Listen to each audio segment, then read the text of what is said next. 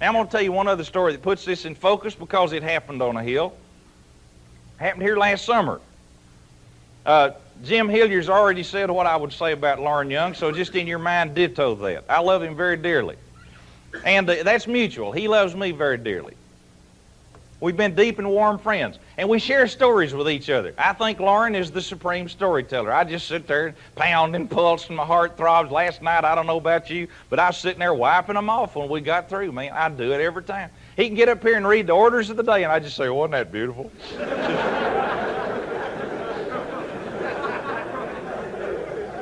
He can just say, you will wear your name tags. And I say, how does he find the words? Where does he do that?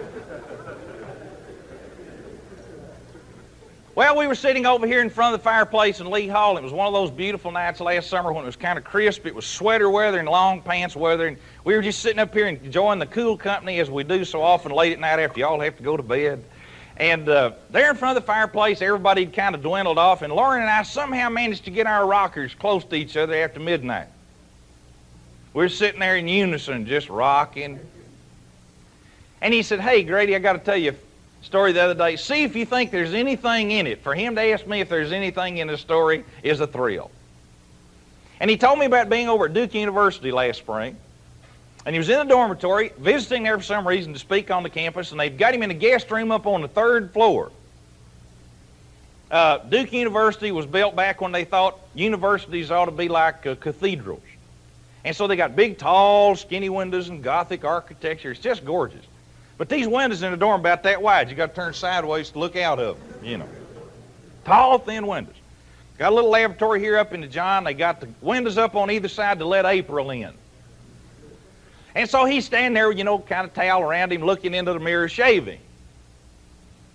Now, he turns his face to the right to shave the left side, and all of us fellas who shave know that when you do this, because your nose, you lose the use of your right eye when you're shaving the left side of your face. That's why you hold your head over here. Your head keeps saying, no. So you lock it in place and you cut that side down to shave.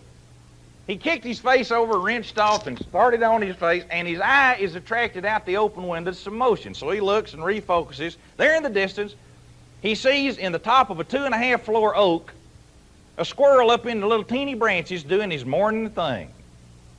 Squirrel just sort of get out there and sprung. Squirrels drive me crazy. As beautifully coordinated as I am, I have trouble with things like somersaults and trampolines. This squirrel just hangs on here and there. And the one that drives you wild is when he grabs on by his back little toe and just sort of goes, you know. And this squirrel is just leaping and spronging. And Lauren said, I'm sitting there just saying, go squirrel, hit it, you know, woo. And he rinsed off and started back before he dried out. And just as he got to the face and started to look away, he saw something he'd never seen before. Now, I'm a nut and I watch squirrels. And I've never seen this before. He saw a squirrel miss.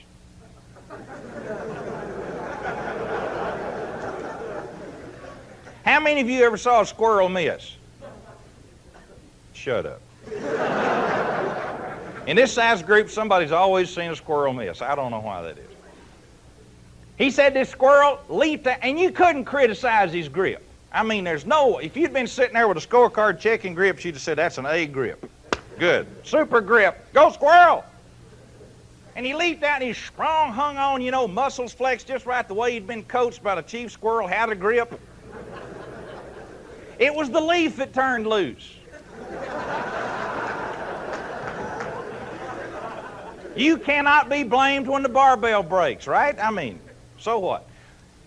The leaf turned loose, and for 2.5 floors, that squirrel goes down like the Statue of Liberty.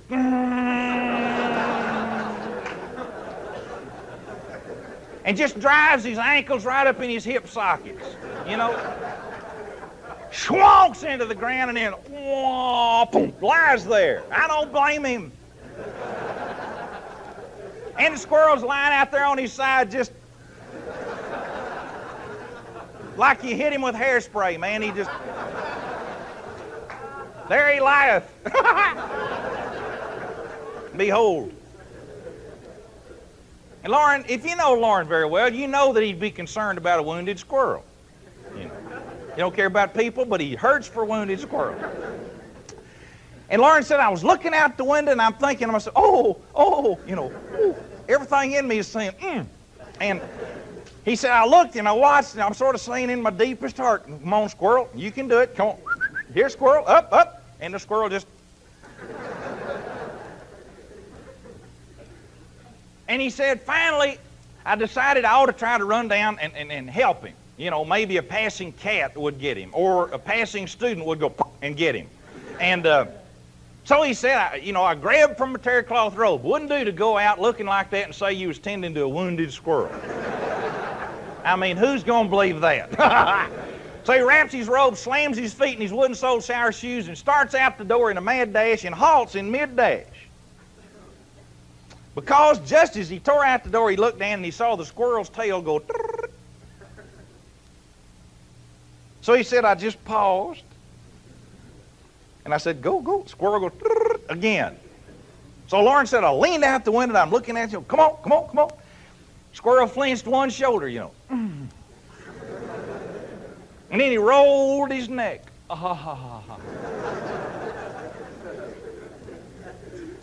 And then he opened one eye. I wanted Bunny to see that. Opened one eye. And then he stared at his leaf.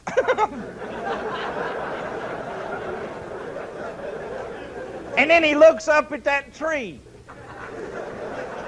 In his heart, he says, I can't believe I missed the whole thing.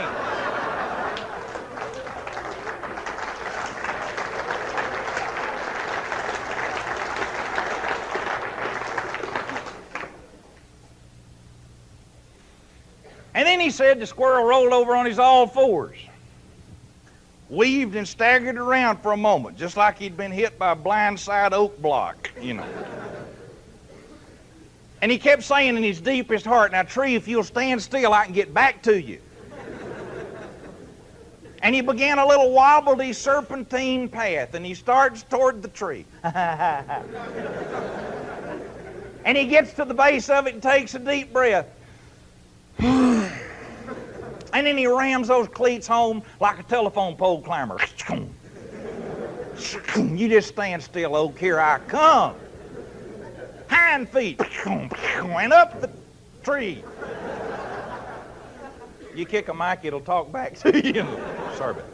And he just goes right on up the tree, all the way up past the fat side limbs, to the medium-sized side limbs, to the little side limbs, to the little dinky side limbs, and goes out the smallest one of those, far as he can get. Sprongs out as far as he can reach, grabs one little teeny limb by his hind little toe, and he looks at the tree and goes.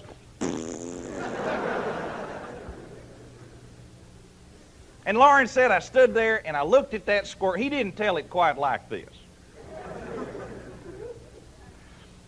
But he said, I looked at that squirrel spronging around in the little teeny weeny branches, and I said to myself, isn't it beautiful? Nobody stomped him while he was down. And he asked me if there was anything in that story. Just the gospel, that's all. I think of all the things I'd like to have said about me as a Christian is I refused to stomp them when they were down. Last thing a man needs when he's really boo-booed with his life is to be told that he's boo-booed with his life. He needs to be lifted up.